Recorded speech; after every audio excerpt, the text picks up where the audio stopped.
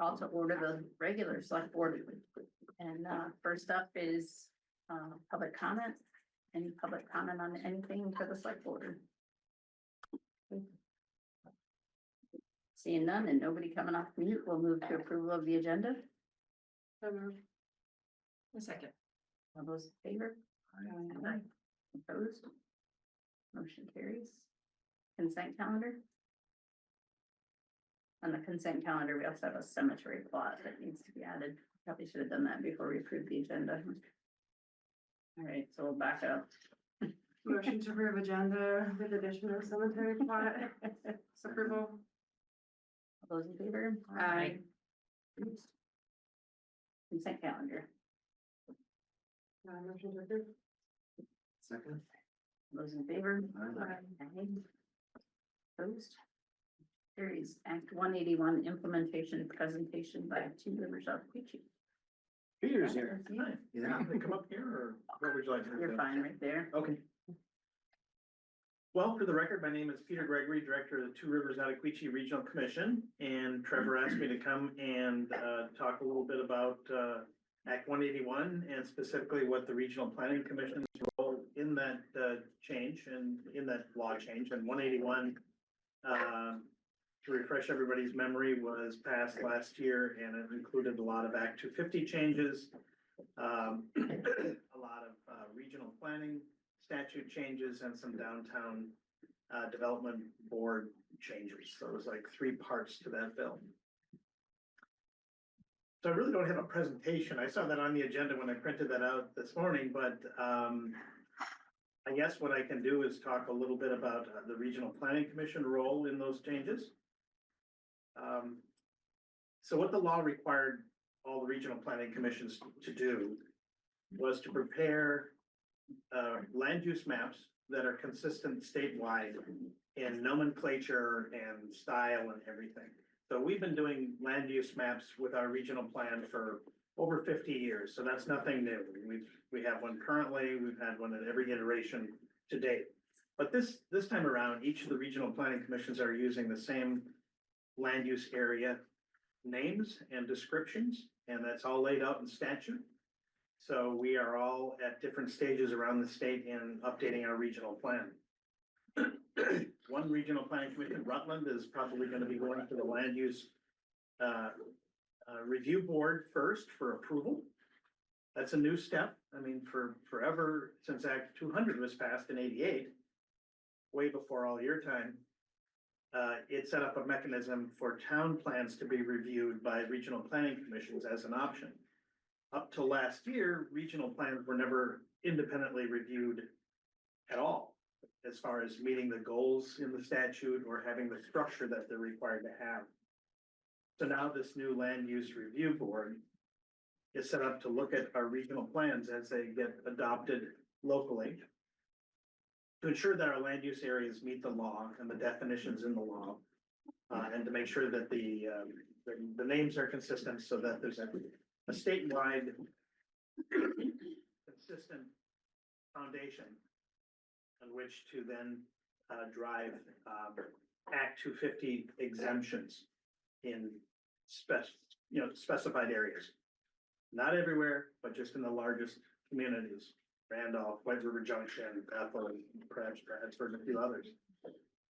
Right now, there are some interim exemptions in Act 250 to spur housing development. Those stop, or they end at the end of 26, when all the Regional Planning Commission plans are supposed to be completed and approved by the Land Use Review Board. But in essence, once our regional plan is done, communities can then petition the Land Use Review Board and request exemption for their built-up areas. Again, we probably will have a couple of communities, including Randolph and White River Junction, that have all the requirements that are outlined in the law to apply for the Act 250 exemption in the specified area. We have a lot of other smaller downtowns that can apply for a kind of a second tier of exemption, but they have to demonstrate that they have, regulatory, local regulations, zoning and subdivision, and that they have infrastructure or soils that can, are capable of handling wastewater disposal. And again, those communities have to opt in, they have to actually ask the land use review board to become eligible for that exemption. But in each case, communities that are like Randolph or White River, or like the second tier, not the second tier, the second level, they need to be using the regional plan as the basis and the geography for their request. So that's just kind of a quick overview of what we're doing. We're on track. We've met with, I think, 21 of 30 communities so far, including Randolph, where we invite the planning commission, select board, town manager, conservation commission to come in and learn about the changes to the laws and what the regional plan land use map is proposed to be for their township. So, Haven't seen that. Have you seen I know they met with the planning commission we talked about this yesterday, February, March. yeah, I think Larry, you may have been at that one. I was at that meeting. Yeah. So the first draft of the future land use. Yeah. So we've got a proposal, and again, it's based on, our reading of the statutes. We don't have a lot of leeway in what we can draw as far as boundaries. But we are inviting each of our communities, when we meet with them, to come back and suggest any edits or changes based on a better degree of local knowledge than we have. I mean, we kind of look at maps and resources and things like that, and municipal infrastructure extent. But each community has obviously a better knowledge of their community, where they want to go. So, you know, in some cases, we've had communities say we would like the village area to be bumped out for more housing development in perhaps an area that's not flood prone. Say, absolutely. Other areas, other communities have wanted more conservation lands depicted on our regional land use map, so it's been kind of a hodgepodge. Only one community, I think, has been up in arms over the whole process, and that's Pomfret, and they were confused with what we've been doing for 50 years in our regional land use mapping versus what the land use review board is charged in the law to do as far as developing potential new jurisdiction for Act 250 in areas with natural resources of statewide significance. Right now, Act 250 automatically applies at elevations over 2,500 feet. But the legislature has asked the land use review board to conduct a stakeholder process and then rulemaking, designating potentially other resources that would fall under Act 250 jurisdiction for the first time. And that's not our work, that's not our role, but some folks in Pomfret thought we were in charge of all that, and we're not. We're kind of stakeholders like everybody else. So the maps that you've developed for this, is there one that shows everything, like all the restrictions that are out there from the various pieces? Like, what I'm trying to get my head around is how much is still developable property in Randolph? And then the second part of that is, what are we doing to compensate landowners when we keep taking away ability for them to use their property? Nothing, because unless it's a legal taking, there is no compensation required according to the Constitution. But none of the planning that Randolph does or the planning that we do is ever a taking. These are land use maps, these are planning maps. Local regulations, perhaps, along with state regulations, could render something, difficult to develop. But the highest and best use for each piece of property is not guaranteed by the Constitution. So while someone may say, well, I wanted to build an apartment building or a factory, that's not guaranteed, that's not a taking. Our maps don't have all the restrictions on them because the tier 3 that the land use review board is working on is a separate process, and that's not part of our land use area. We're not doing anything different than we have done, like I said, with each plan iteration over the last 50 years, 40 years.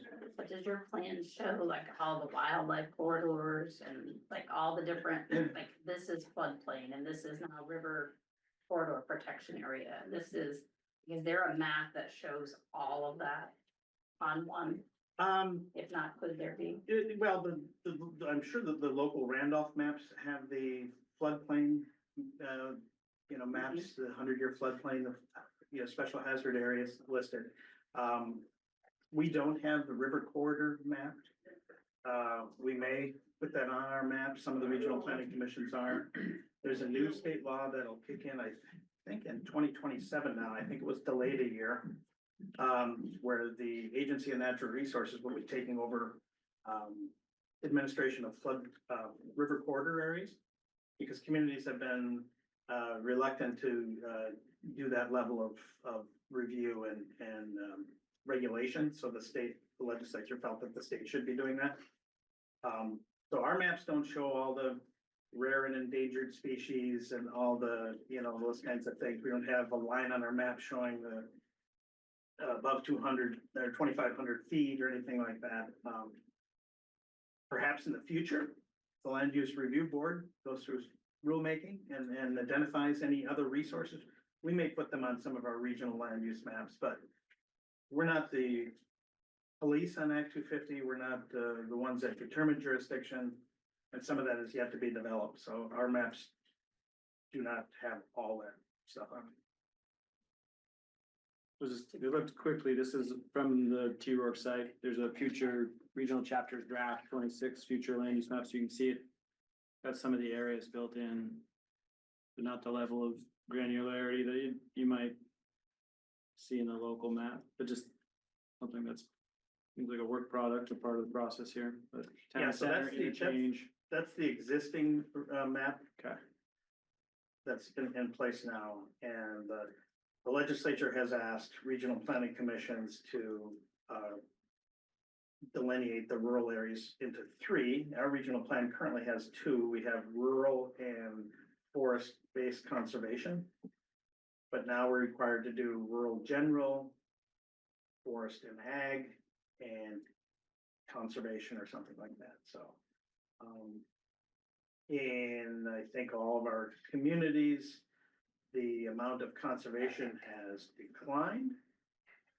And the amount of ag and forestry, that's a new land use area that obviously has grown. And the amount of rural has shrunk, but in most of our communities, the village areas have expanded.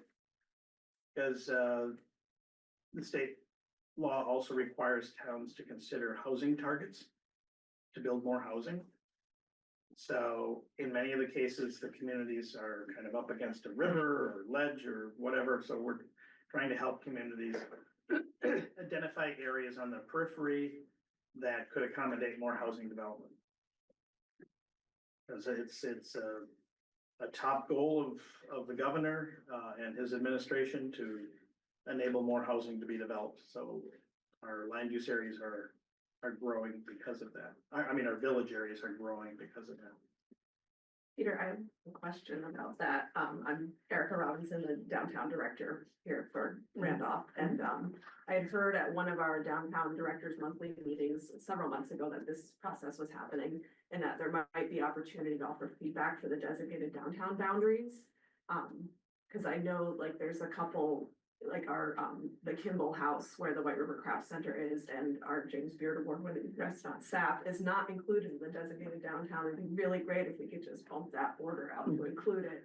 But just if there's other the opportunities for feedback like Yeah. that. Great restaurant, by the way. But isn't there's a process, right? It goes through the planning commission to outline the downtown, the designated downtown, right? And then the select board adopts it and then it gets. Up to this point, it was the downtown development board that would sign off on the community's application for a designated village or a designated downtown. All the existing designated areas are grandfathered, because some of them are just ridiculously large that early in the program and then probably inappropriate, but they're all grandfathered. And it's my understanding is once we draw our new maps, the benefits that are available for for-profit entities within the downtown will expand to meet those new boundaries. So I couldn't tell you off the top of my head, the streets and exactly where it is, but that's the intent, that the areas will expand, the benefits will follow that expansion. Cause that's specifically, like, I was looking at grants and tax credit stuff Yeah. for White River Craft Center in particular, and they don't Right. qualify for like downtown tax credits. Just They're because of the. Just outside, Yeah, here you go. but they're still very walkable from the downtown. Yeah, Is there, when you mapped Randolph, did you add any enterprise areas? yeah, that's a new land use area. I think, the enterprise area is south in the industrial area. I think that's the, enterprise is a description of the area that we're to use, and I think it's down there. if I recall. Down there on Route 12, down there on Beanville Road? Yeah, Beanville. Down there. Yeah, I mean, not, yeah, I'd have to kind of look at all that. It would be nice if we could actually get the map to the select board, since we haven't seen it yet. Yeah, I don't know why you haven't, clearly it was sent, to town government, all the commissions and stuff like that, so I don't know. And there were invitations that went to all select board members, but I mean, it's not too late. It's absolutely not too late, so. When is Two Rivers going before the board? I think we are going to be heading towards public hearing next May. And then submitting the plan, to the land use review board. Probably in the, September, October range. We're one of the last ones of the regional planning commissions, because we just adopted a new plan in February of this calendar year. And we updated all chapters except land use and housing, so there's definitely time, so. Yeah, I mean, my technical staff, who know the boundaries and the street names better than I, could certainly come up and make a more detailed presentation to the select board, and, everybody can have a map in front of them, and, maybe the planning commission has further suggestions that I don't know if we've heard from them. The public, might have some suggestions, and There's some people in the public that have some comments, but they haven't seen the map. They have some concerns, but haven't seen the map, and a couple of them reached out, they couldn't be here tonight. Oh, okay, what are the concerns, do you know? It was around, the two I brought up. One of them was around boundaries. Where are the boundaries? What does it mean?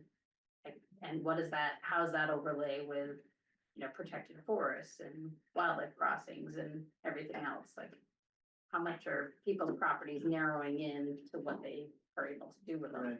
And the second one was how that equates into what the value of people's property. Well, if you could tell them that, that's beyond all of our control, and that it's not a taking and stuff, and that's something that I've had to repeat, in my 35 years all the time, but really, on the ground, nothing much will be changing with this regional plan. Our policies for all the areas will remain virtually the same. So what has been in the book, in the regional plan in the past 20 years is gonna be what's gonna be in there for the next 8. So if they think that our regional plan has been restrictive 5 years ago, it's gonna be restrictive for the next 5 years. If it hasn't bothered them, which is probably the case, it won't bother them. A few of them are pretty vocal about it. What was that? A few of them are pretty vocal about it. Oh, we hear local stuff all the time, but a lot of times it's not based on, what's actually the fact. I mean, I'm in this stuff every day in and day out and stuff, so.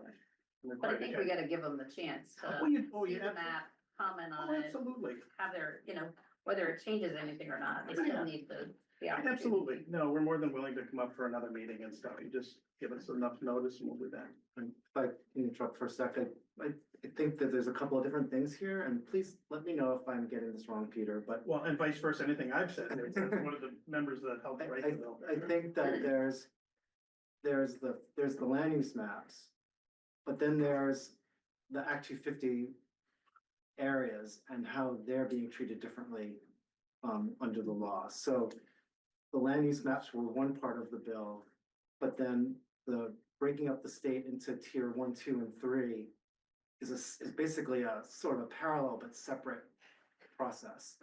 And a lot of the concern that I think you're hearing is about what does tier 3 gonna look like? And I think that the rulemaking around tier 3 is still very much in flux and in process, that the actual ways that the agencies are gonna be going about, and this might actually be the land use review board ultimately, right, who will decide. But the rules around where those boundaries are gonna be, what sorts of resources will be considered critical resources under tier 3 have yet to be determined. And so without even knowing what kind of resources, what qualities they need to have to get that Act 250 protection, we won't know what kind of boundaries, what kind of areas they're gonna take up, until we get through that rulemaking process. And it's think it's- separate from the future land use maps. I think you're right, there's a lot of fear over this whole tier system, and what does that mean, Yeah, and what can people do? But also I heard about like, what's going to be the enterprise? Like, what's going into this new enterprise definition, and how's that going to impact? right. So that Certain would be where things the and future how- land use maps will, Yeah. will have part of the say, but the tier 3 is a completely separate. Yeah, completely oh separate no, I think process. there's people And- fired up about that. And there's an ongoing, there's No a, shortage of and it. there's an ongoing public process about, taking input in terms of how those rules are gonna be, fleshed out. But I've taken a mental note of the enterprise definition, what that means, and the area as one we will be completely prepared to talk about, Yep. As well as They just are. answer general questions about the difference between the land use review board and the tier process and the regional mapping process and how they interface or how they don't. Yeah. I mean, those are all fair questions. And we had a long heated discussion in Pomfret, but I think by the end of it, the anger was not directed towards us, and it was directed to somebody else, which is always my goal. Not really. I don't need to be too glib on that. We just wanted to help people understand where to weigh in. And then they started following the stakeholder process on tier 3.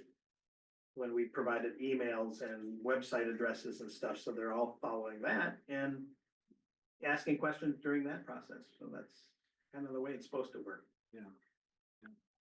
Peter, we started talking a little bit about like some of the concerns people have, but there's also a lot, there's sort of the flip side of that is that there's some, well, I guess it depends upon where you are, but for what I think most people think of as benefits to the municipality in terms of an Act 250 review going away from in certain areas. Can you tell us a little bit about what like opportunities Randolph might be having in terms of what kind of housing or other development might be easier to build now, given the new rules? Well, I think this law change is as complex as it is, can be boiled down to saying we want to grow in these areas and make it easier, and we want to protect these areas and make it more difficult. The areas that have infrastructure, roads, sewers, water, that's where we should be focusing our development. We don't want large housing developments in the middle of Granville that, they don't have a chance to get to work and all that kind of stuff.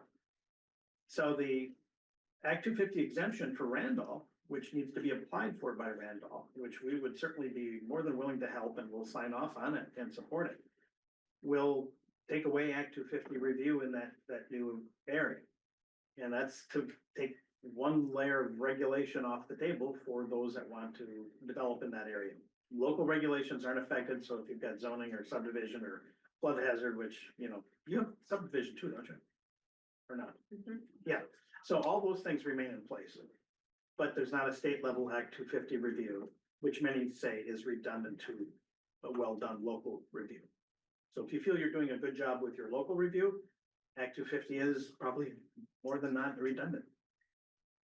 So I think that's an incentive. That's quite an incentive. Something that I would say maybe 15 to 20 communities statewide will be accessing.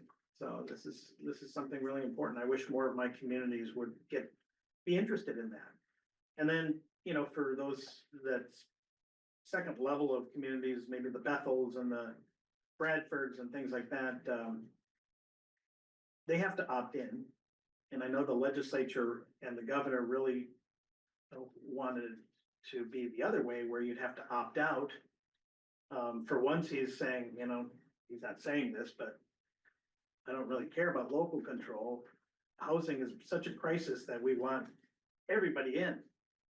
And he's gonna continue pushing that, and there are those in the legislature that want communities to be forced to be in those areas to make it easier to develop in more parts of the state.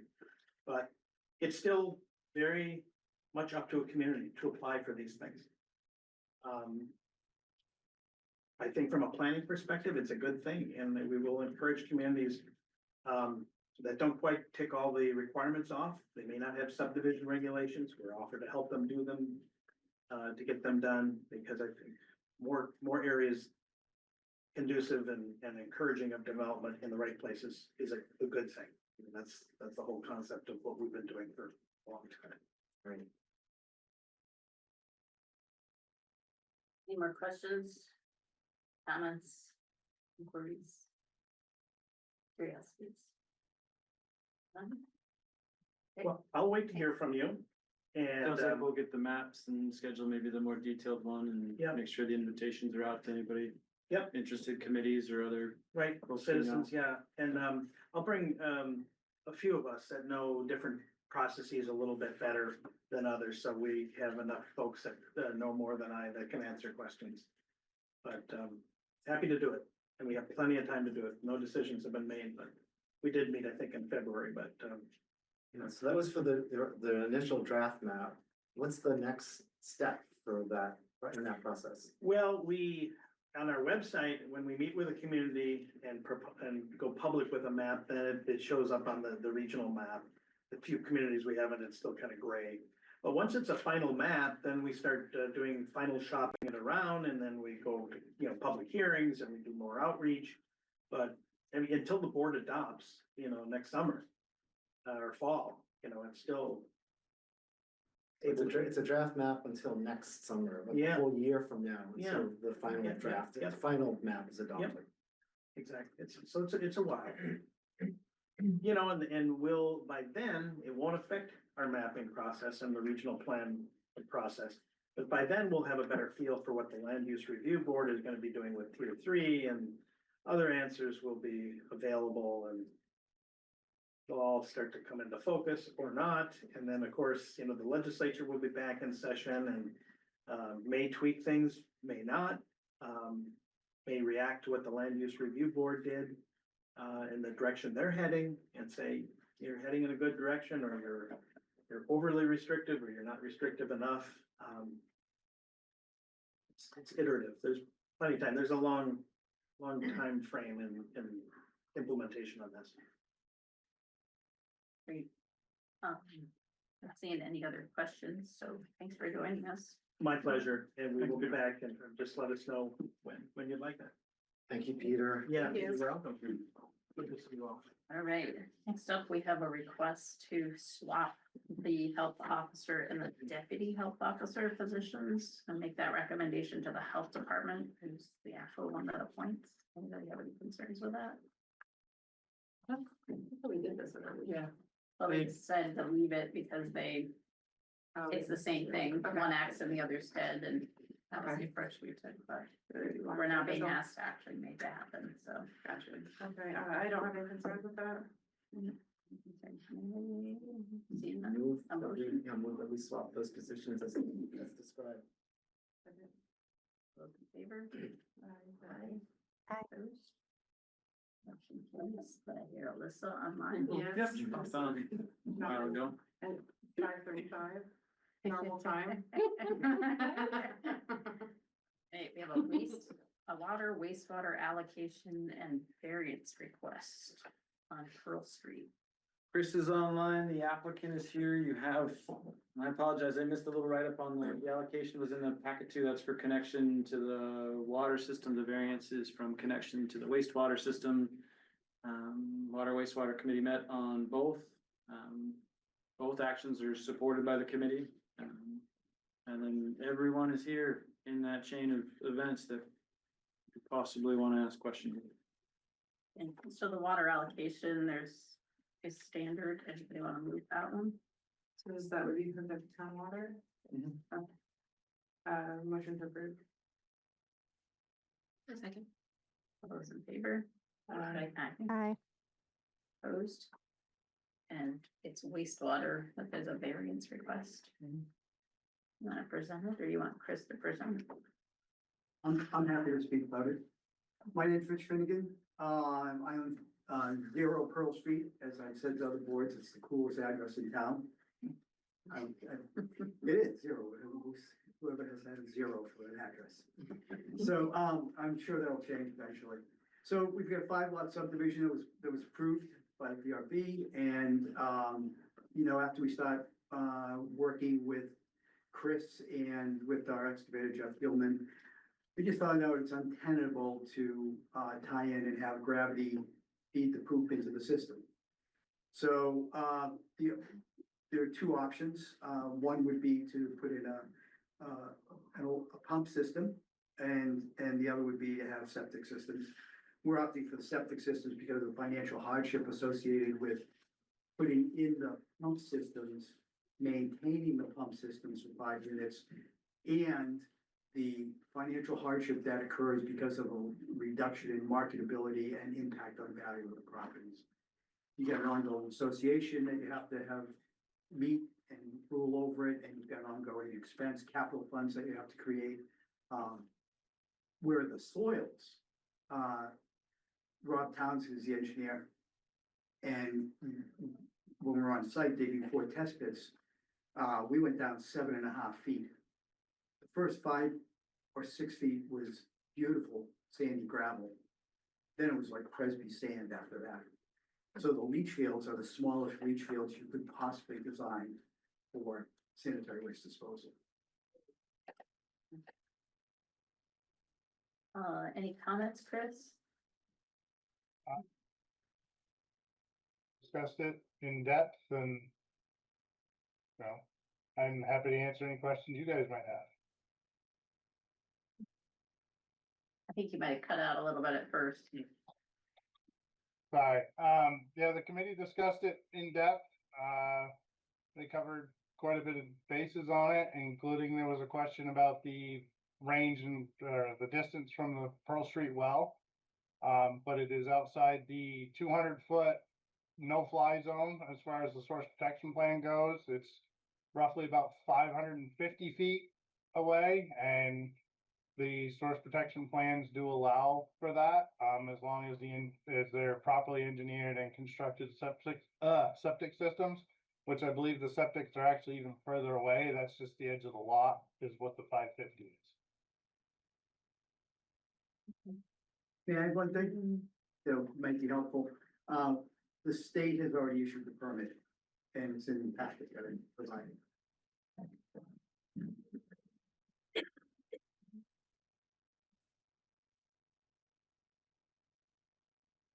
So we normally don't allow this at all, so, You've granted variances before. excuse me. So what are other precedents of when, like, is there like a policy that they have to go by so that way not anyone could just come and? Yeah, we send it over to the water wastewater committee and research it to figure out, is there an option? Or should it not? I think we did the point down the road there, didn't we? There's On one.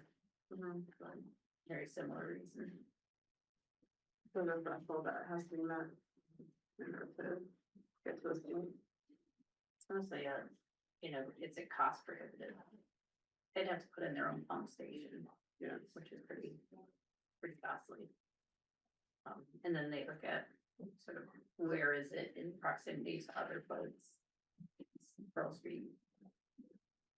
Water is one of them, this one. So what's that look like? Can the ground handle it? Is there a room for a system and a backup system?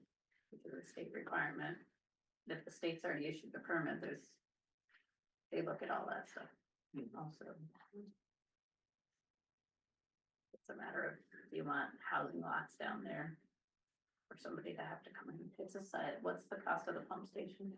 Well, it could really vary, but you could spend $250,000 for 5 lots. That's if it was single family homes. As you know, each one of those lots, one of the 5 lots is 2.75 acres.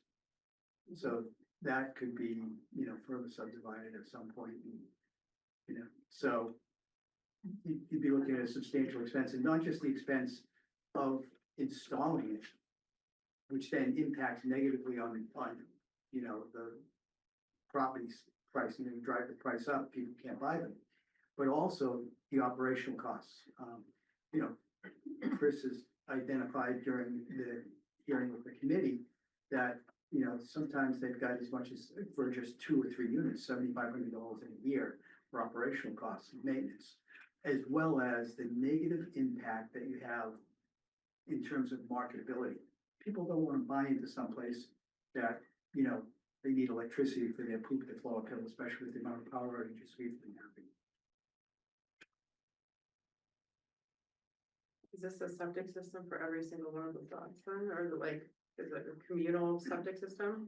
This first septic system is for lot A and B, and that's what was approved by the state. So it's a shared septic system? It's shared leach field, each one is septic, digestion tank. So aren't you creating that already?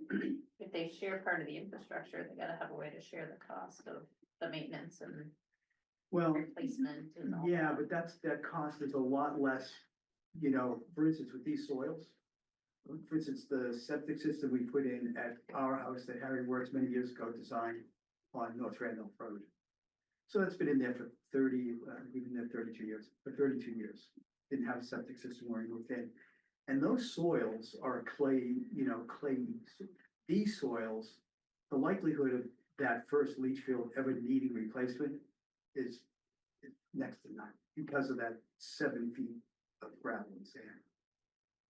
But there's a potential, and so there must be a mechanism by Oh, which yeah. they each have to share in the Yeah, cost. those two lots have to share, in it, and, but this, you know, it's not the same as a mechanical system that you know is gonna break down. And you know you've gotta have, you know, a capital fund. Right, it just flashed because you said you had to create a mechanism by which people had to pay to maintain it and whatnot, and I was like, well, you're creating it with this too, Yeah, I get it.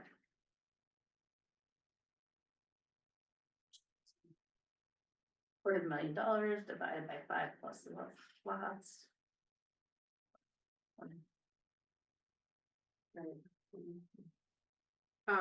If the town approves this, then are we, if there is a dispute between those 2 lots in like 20 years about something? Are we held accountable or have to be involved or anything? Property owner. I don't know, our fence people, like our fence inspectors don't look at that stuff, right? They're more about property lines or whatever. I think it's more Fence about people, boundary we don't disputes, have. yeah. Could bring back the fence viewers and make them field inspectors or something, yeah. No, The answer is no, it becomes a contractual probably, right, cause I gotta believe that it's gonna be in the deed, they're both gonna have to, you know, Yeah. share on that, so. That becomes a Orange County courthouse issue. Great. Like Peter said, send some evidence. Yep. Those are all my questions, I think. Can I ask a question just out of curiosity about this topic? What happens if homeowners don't pump their tanks, you know, according to the right schedule when it goes overdue? Like, are there any repercussions from that, or how do you ensure? Potentially comes into their own house. yeah. That's about it. That's Okay, it. that's the Their own main issue. hazard. Okay. Don't do it. Affect, the surrounding area, it would more so affect their own plumbing? Yeah. Okay, thanks. The leach field fails, then you'll see it. Because we'll have it coming to the surface, but not the holding tank. Anybody want to make a motion?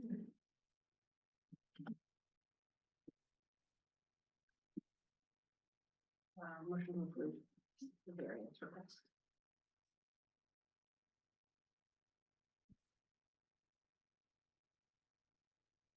Already approved it. Motion and second, all those in favor? Aye.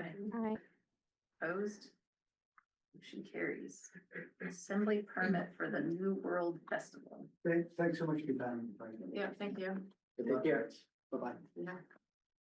Be back. So we have an assembly permit for the New World Festival. Somebody? You're the New World Festival? Well, I'm a representative Chandler with the board presidents. Board guy. The board guy. The board guy, there you go. We have the applications in the packets, fire and police have both reviewed. Andy's full conversation isn't reflected, but they've got a plan to allow fire trucks through if they need to. An emergency situation, and Scott's feedback is in there. He's also online if you have any questions for him. Seems similar to the years prior. I don't know that I picked up on any differences, but So this event in prior years, the vendors at the event didn't get the permits from the town. Are they doing that this year? That's a good question. I don't have, which vendors are you talking about? Any vendors? Food vendors? Food vendors, people selling goods, it's pretty broad. Yeah, most of the food vendors are families and volunteers, that's sort of there, but so they're not businesses per se. You know, like the baseball team will be there to sell some items that will support the baseball team, that sort of thing. The other vendors that I think you may be referring to would be like, say, if somebody's selling beer in a tent or something like that, and they're doing it in partnership with Chandler. I don't have a definitive answer to you, but I don't think they have separate permits. they're pretty easy to get. It's a form through us and $10. And Okay. If anybody needs them, it's pretty quick turnaround. That's not select board approval, is it? It's just. Town No, manager town approval? manager does it. Peddler's license fall under Yeah. the umbrella of my awesome powers. Receiver vendors? Yeah, So would somebody who's selling like a home-based family or something, so selling chili, for instance, in crock pots, would that require a specific, like if there's 10 families selling in front of the laundromat per se, as an example, what would be the requirement in that case? I think you gotta read the ordinance, but I think they all have to have it. so we can review that. As a, okay, You know who vendors are, we can go through and, yep, no, sure, do it that way, we can do that. if you want.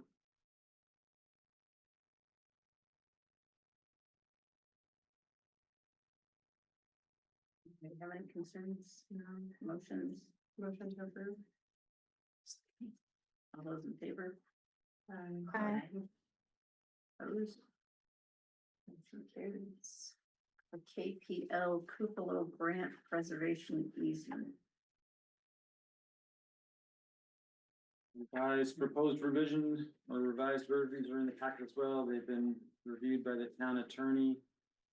There are changes to sections on dispute resolution in a few other places. Perpetual easement language is still in there, so that hasn't changed.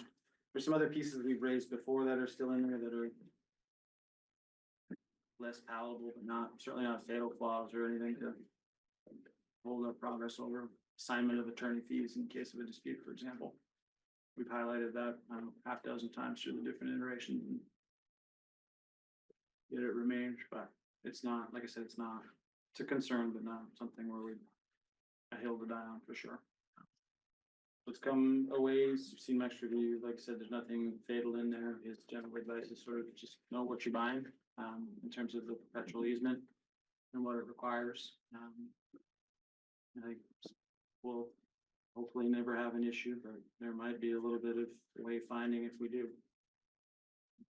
In one of the meetings that we had with them, they were willing to entertain a side agreement that made it clear that any major maintenance or capital projects on the building needed to go through the regular town process. They didn't get priority, they didn't jump, they didn't, nothing. Have we got a draft of that yet or anything back from them? Not that I've seen, but I haven't been as directly involved in the exchange of documents, but I can check on that. I think that's important, because that's where the big rub is, and they were willing to enter into something to help us have that document, so 10 years down the road, 20 years down the road, when none of us are here, somebody's got a very clear, like, no, that's not the expectation, this is what the intent of that is. I think that's a key piece to have to go along with accepting this. I think that, the library has done, a lot of work on this, and I think there's been a lot of legal back and forth with the select board. I thought that things were resolved. Is that not the case? Not completely. We went back and forth with the grantor. And they've given on some of the stuff, but as you heard Trevor say, there's some stuff that they haven't. But the other piece that's missing is that side agreement, because of some of the language in there that then says these type of projects go through the same process as all the rest of the town projects.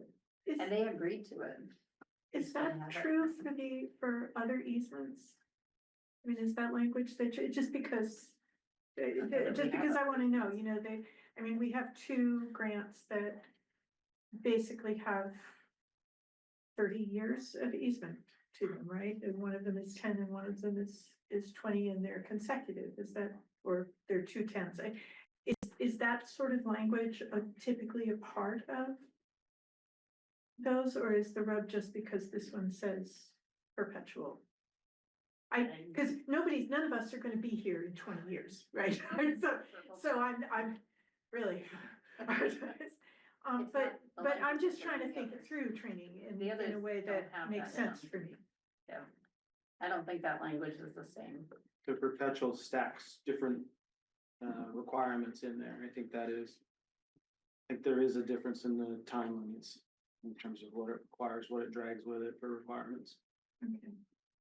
I think, at least for me, for all the meetings that I've sat through, the rub for me has always been, are we committing the town to something that none of, we're not gonna be here to fulfill? And that, that's there, whether it's a 10-year easement or a 20-year easement or a 50-year easement or a perpetual easement. And this sounds like a somewhat different issue. What they're asking for at the library, they list a whole We're- bunch of stuff. We're a week. It's a But if week. you- But if you look at, on the library building, what they're asking for, right, it's perpetual and it's got a list of Mhm. stuff they're asking for. If you look at the one we agreed to, it was on Chandler, right? It was a much shorter term and it only impacted the work that was done.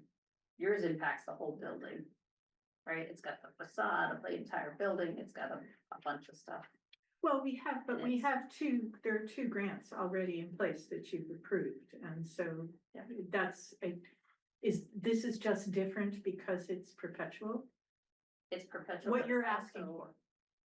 And also, there's more demands from them in the grant agreement for the perpetual one.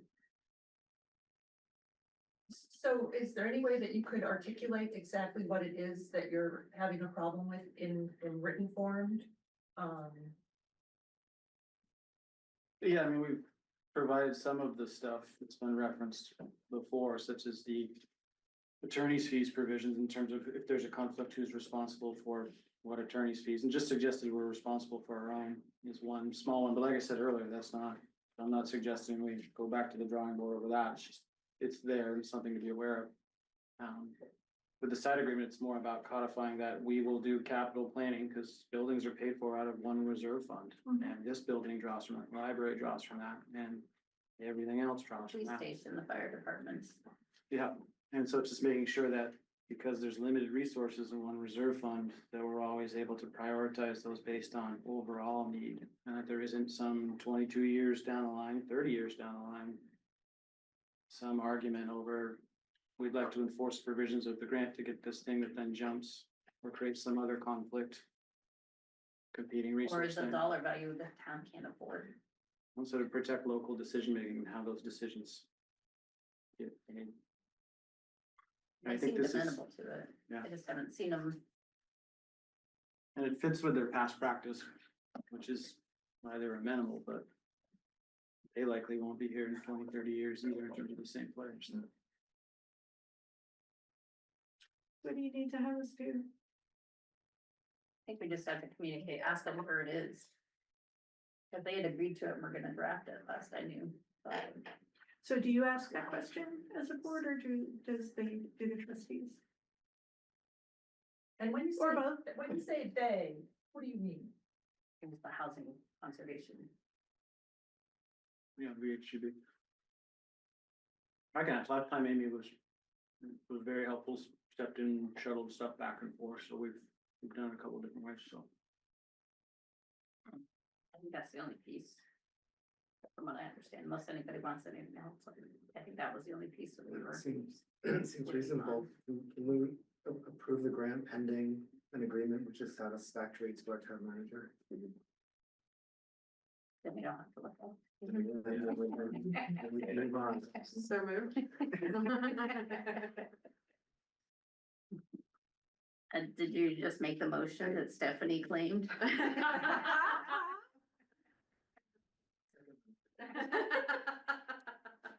All those in favor?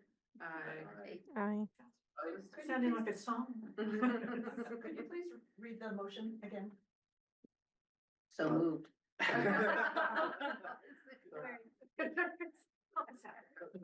The motion was to accept the grant agreement pending approval by the town manager on this side agreement. Thank you, Larry. It Okay, so it doesn't have to come back does not have to come back to the select board. select board. Unless like Trevor doesn't receive it or something like that. Or they refuse or something, but I If think. things go as- tired of seeing Yeah, us here to talk about If this. things go as we expect, it won't come back to the select. Yeah, we're only gonna be back if it requires me to be here in 30 years. Got challenges. But no, and I made a note, I'll try to, when we get to that point, I'll try to shop it around everybody so everybody gets eyeballs on it, doesn't think I'm much like my awesome peddler's license power. I don't think I'm Thank you running, so much. running amok. Thank you. We appreciate it. All right. Consideration of another grant appeal, or not another grant, an appeal. The RRFB grant appeal and installation.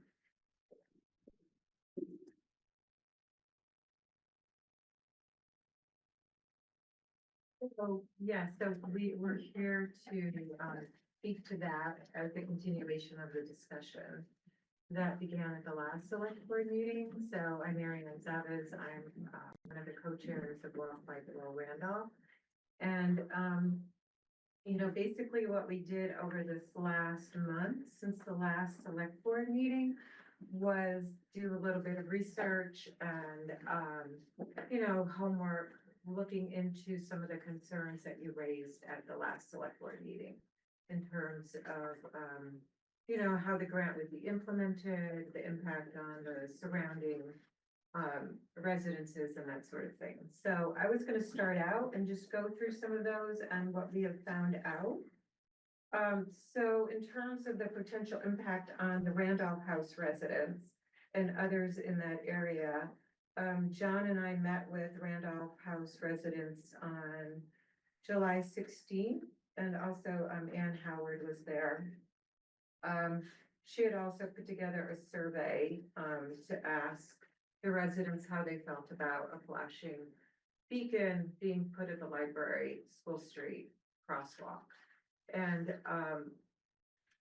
really 100% of the people that filled out the survey, there were 18 surveys filled out, and the people that came to the meeting all said that they thought that they were in favor of the rapid flashing beacon.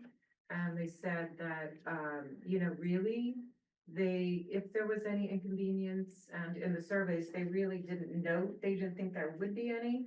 But they felt that if the benefit of that would greatly outweigh any inconvenience. And Ann Howard also told us that all of the apartments are provided with blinds and shades such that it would block out light anyway. So there really weren't, there wasn't anybody that spoke in opposition to that at Randolph House, and they actually welcomed any improvements, safety improvements to crosswalks generally.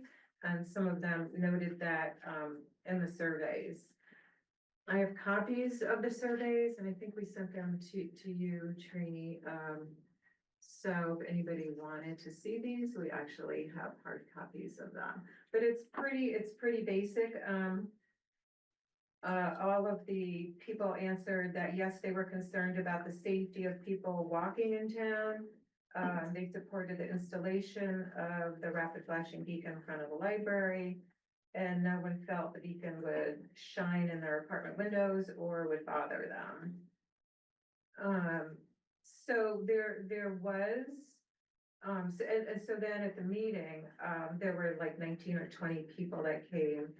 And a couple of comments from that meeting were that the streetlights are actually brighter than the rapid flashing beacon would be. And one woman said that the lights in front of the library, I don't know if she meant the streetlights or not, are on all night and they don't bother her.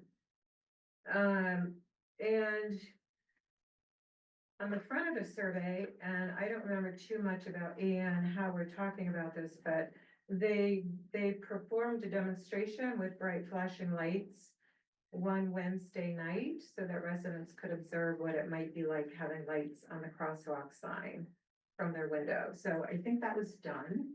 From what I did that. Oh, you did that? Yes. Oh, okay. Okay, so, With Anne. okay, so that was done. And what did you use for the lights?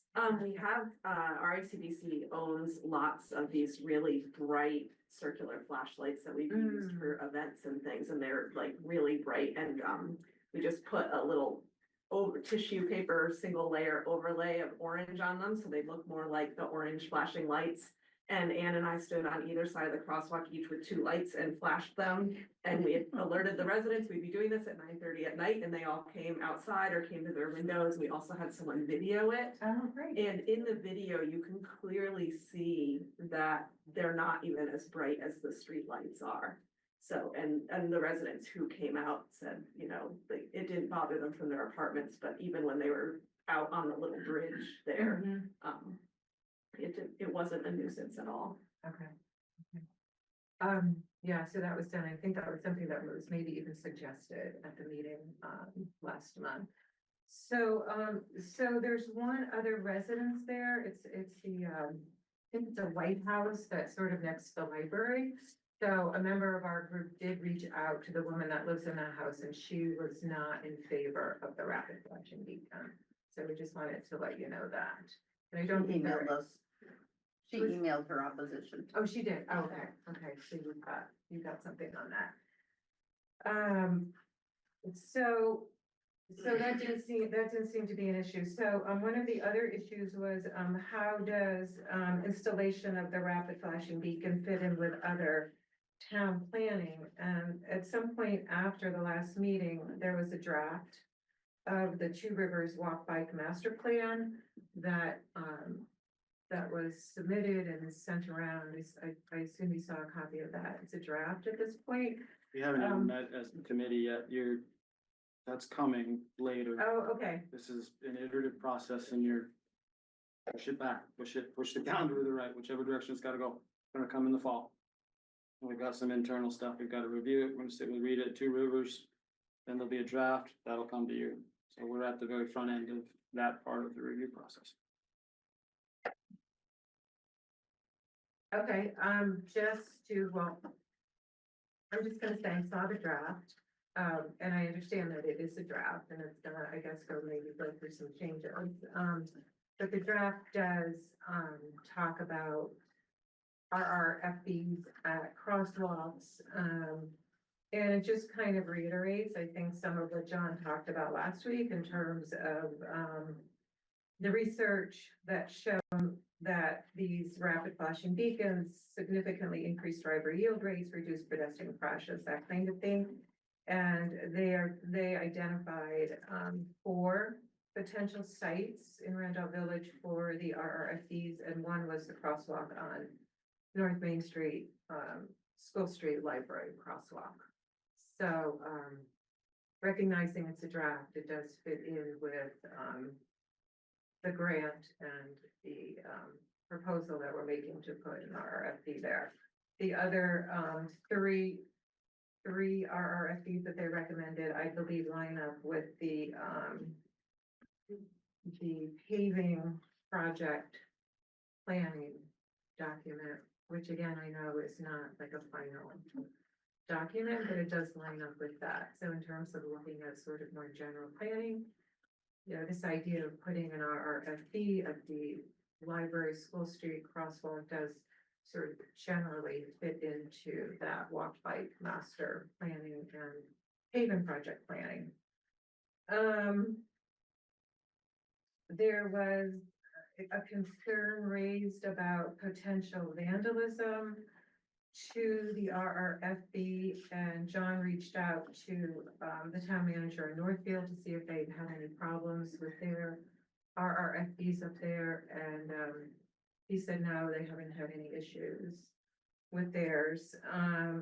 So, and we're not aware, we haven't heard back from anybody else either through Facebook or from Bridge Forum or emails or anything in terms of any potential issues like that, where there would be damage done to them through something like vandalism.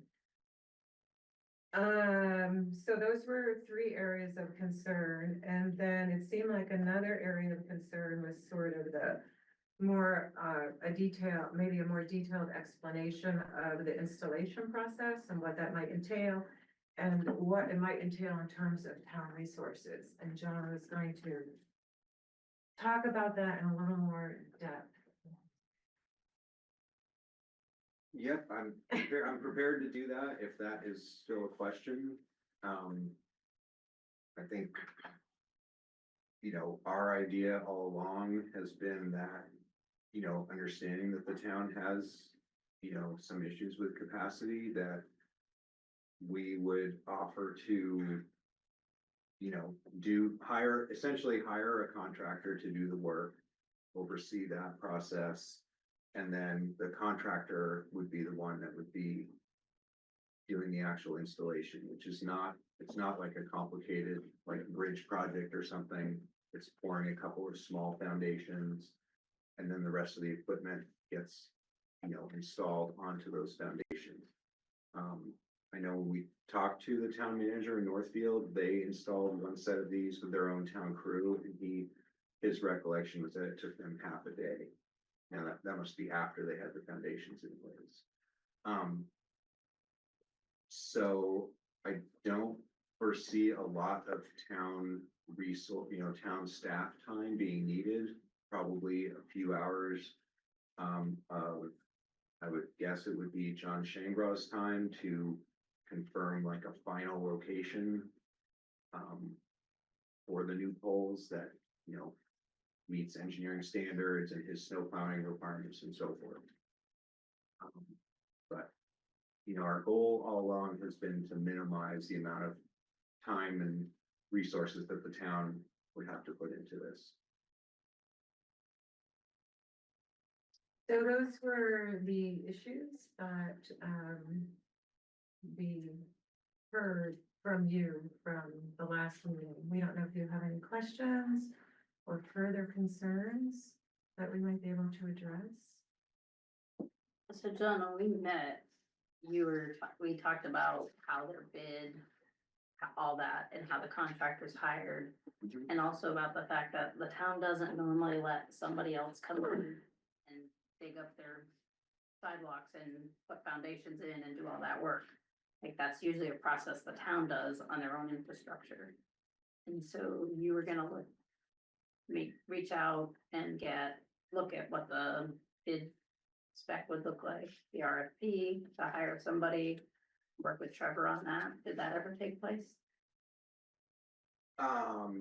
No, I mean, we certainly can do that. I don't remember you asking me to do that specifically. I mean, yeah, I guess I don't see that as being a big hurdle. Probably we can, the town Northfield has been very generous sharing information with us. I've got experience writing RFPs from my, time as an engineer, so I don't foresee that as being a big, whatever requirements the town would want us to put in there, we can do that. So I read the grant agreement that was sent to me, and it doesn't put just this site on there. It just says a site, right, for this to go. And I know there's been a whole lot of talk about the paving project, and could this be worked into the paving project, done at the same time, and Definitely not timing wise. If Well- you saw in the grant agreement, the work's supposed to be done by December 15th. Yep, and they have a process by which to extend it. Yep, Working and with I've them. asked AARP about that, and we could possibly get an extension into the spring, but not into 2027. Okay, so I think my concern is that if this is gonna be done and it gets approved, the town should be the one hiring the contractor and overseeing the work and doing that type of effort. I think we brought up a few issues, right? Like, what happens if during excavation, something gets hit there? Then where are you at? And as an organization you're a nonprofit and don't have the financial resources to do that or to go after the contractor if they're not doing it. If the project's gonna be approved, it needs to be a town project and the town needs to manage it. I mean, I don't see any problem with that if the town wants to do that. Then essentially we would just be kind of handing the town a check at the end or, you know, however that works out. I guess that would be fine. I don't see any problem with that.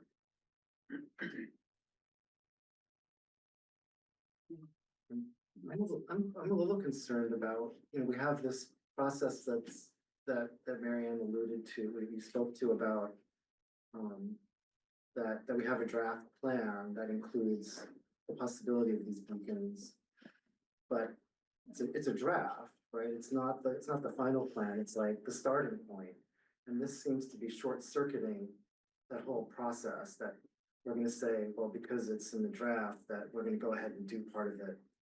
And it seems like the whole idea of the draft is that it's a starting point, and then there's, you know, a process that it goes through where it takes into consideration, you know, all the things that we've talked about, but also, I don't know who else, I don't know what else it might be taken into consideration, because, you know, that's the job of these people to put that all together. So just seems like we're kind of out of order here, to put something like this together. Not that it's a bad idea or not something that we should do, but it just seems like the timing's not really right, that we have a process that that's established, that we've started, and we're not gonna go through it.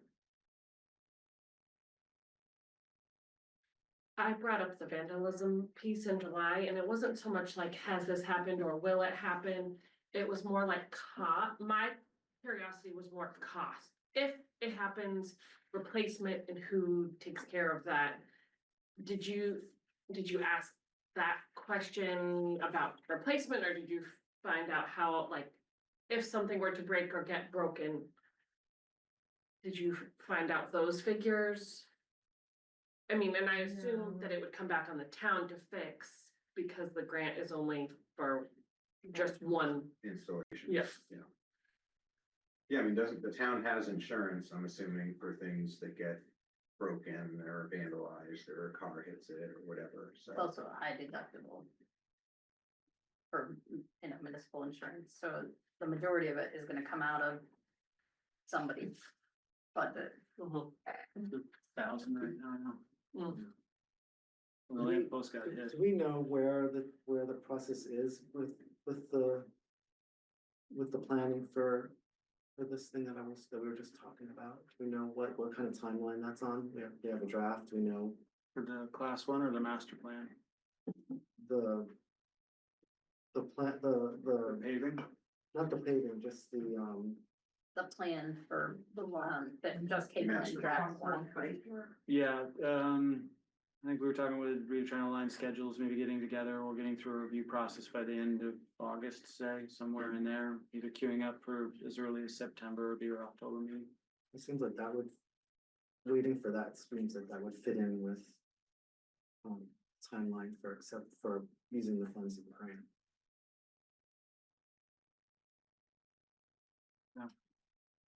I can try to get that project to a spot where you could have it in September, even if it was still some percentage towards completion draft. And in a base, I don't wanna commit read it basically till realistic deliverable, but that was what I had understood in talking with her.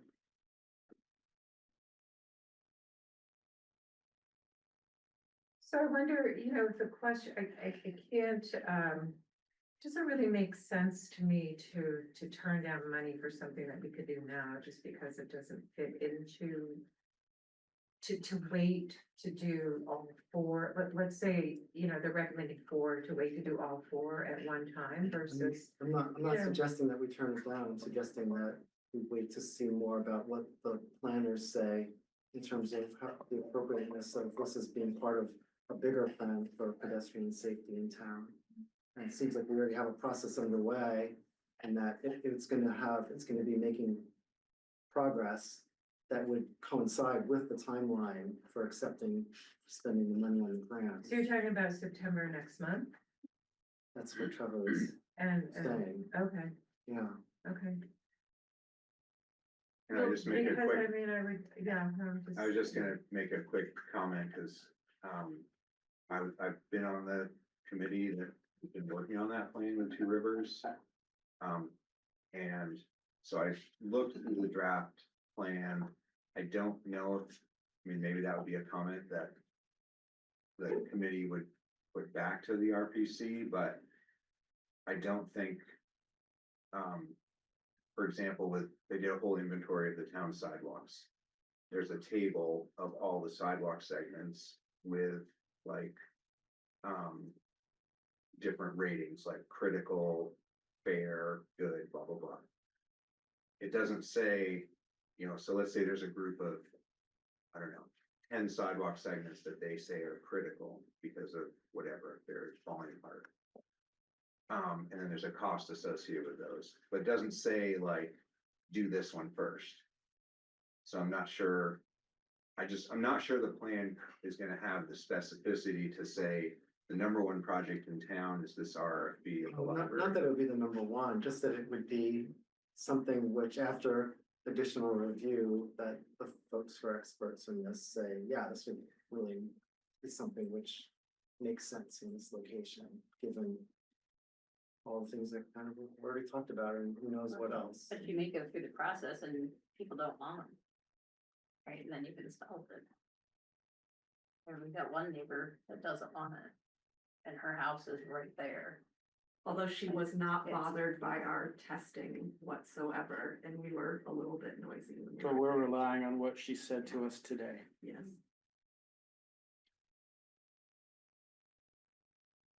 It's gotta go through a public process. Yeah, I don't know if these are issuing. There's a placeholder in the paving project only because that was the day you had to decide if you're gonna do it. You gotta do it today and put your placeholder in. It's easier to throw them out of the project than it is to add them in. That's what cut them in there, but I don't know that it was a town loves these and wants them all over town. No one made a best guess as to potential locations, knowing it was a placeholder as could change, or they could be the location. So, we got them in when we have time.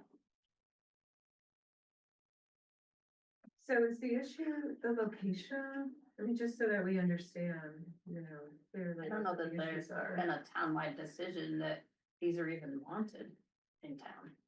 I think there's a group that would like to see it there, and I get that, but there's others that don't wanna see it there.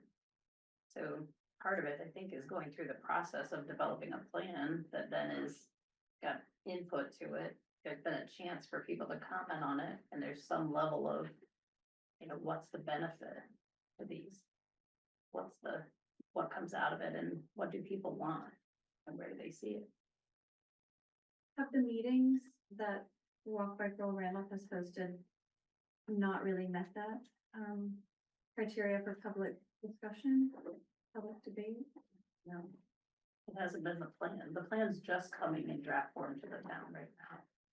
For the town to take a So you'd like position to on. see a more public discussion after that official plan has been Yeah, once here's the the draft draft is plan. available. What do people think of it? Where does that come in? So who's gonna do that process? Is that something the select board does, or is that something you delegate to administration? Well, the draft has come in at this point, and it'll be reviewed by staff. first. And they'll figure out like glaring challenges or whatever. And then once it's in a draft that they're comfortable with, it, they come to the select board. And when will the public get a chance to look at it? After it goes to the select board or before it goes to the select board? Well, it goes out as a public document when the board packet comes out, so it'll be out at that point. And then So that generally- September meeting will be the chance for the public to come. Not always. I mean, sometimes we get a draft plan and then we have, it goes out for the public to provide comment on. So I don't believe that it comes to us in September and we adopt it in September. Right. That almost never happens. I'm curious, what sort of projects require more public input? Like, clearly this is an example of that. But like the recent, changes to the like path of the river near the playground, for instance, like that just happened without public input. Like what is sort of like the, That wasn't a change to the path. That was a FEMA recovery project.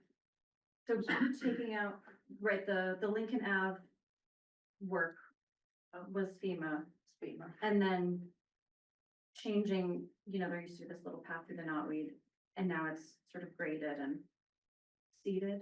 That was their access point, wasn't it? Access That and was part of the egress, yeah. FEMA project. Right, and then they cleared more than was needed to get the excavator through, so I'm just curious, like what? Yeah, like what is the cutoff for what needs public input? Like, cause to me, that sort of seems like it could have been a public discussion, or? Is it not? That wouldn't have been, that was a FEMA Yeah. project. That was a FEMA recovery project. We don't usually bring every one of those out for public comment. Right. that Most makes times sense. they have to be done a lot quicker. That project in particular, town went round and round and round with FEMA Mhm. to get it to the point where they would agree to it. Yeah.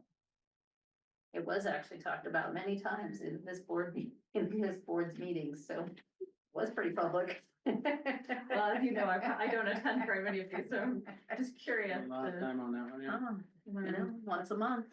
Time of your life. Some way to spend a Thursday night for everybody.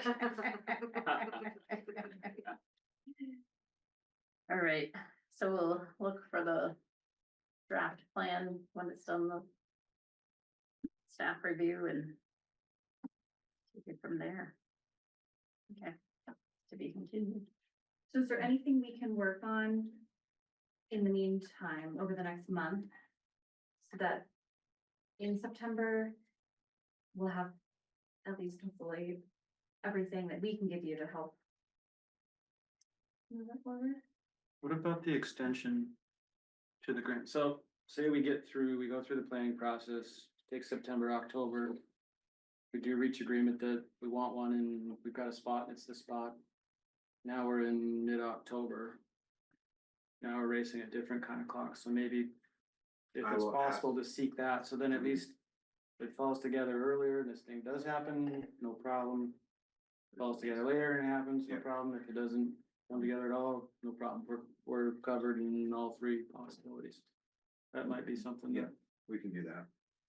It sounds like getting quotes for installation is another, is that something that the highway department will do, or that we should ask maybe Northwood for and? We, We I would- think we have that already. We have, we Oh, got some yeah. stuff from North Oh, yeah, before, that's so part of the grant. Yeah. when we got put it that together the information process. from Northfield. Okay. Yeah. If it becomes a go, I think that then shifts back to the town, to Okay. bring in a contractor and look at what that takes. But we can do that. All right, so quite a bit on the agenda, but if I wanna hang out, we're gonna talk about where the dogs go, they get caught. Thank you. Just to confirm, the only thing for our group is inquiring about the grant extension, that's it. Yeah. Okay, great, thank you, everybody. Thank you. So we have a Randolph Animal Hospital closed and it left us with no pound. So today we are being asked to consider appointing Country Animal Hospital in Bethel. I'm guessing our other veterinary doesn't want the job. No, they did not indicate that they were interested in. I didn't even reach out to them. They actually called me and said, just FYI. we're not taking you on." They were proactive, you say. They were. It used to be Paul Webster's, out where Justin Poulin is. Really? Yeah. And a couple areas in his garage. I'll take the buttons. Well, then And I. cows and all kinds. Scott already took one there, I think, too, right? Or? Well, motion to approve him as townkeeper. Second. All those in favor? Aye. Aye. Opposed? Motion carries. Adopting the police vehicle inspection policy. Anybody has any questions? Scott's on, Scott's still on. waiting, chomping at the bit to chat about this excitement. One of the primary areas of excitement, as I understand it, is this will specify when you end a shift and someone else starts their shift, what condition the vehicle will be in. If there is an extreme amount of variability in that apparently. I really enjoy that this is all scanned upside down. Yeah, me too. We're gonna throw, no, it's good, Judy wasn't even here, I was looking at this, looking as if Scott could see me, but I was gonna ask him if we're gonna throw a rose under the birthday or give her the birthday gift. Take that one for her. I'm gonna try and read it upside down. I mean, like, every time I move my phone, it like flips. Oh, you're doing it. I'm guessing Scott, I feel like this is the right questions to ask and everything. Scott loves it. Yeah. I apologize, what question did you have? I'm sorry. We heard that you love this new policy.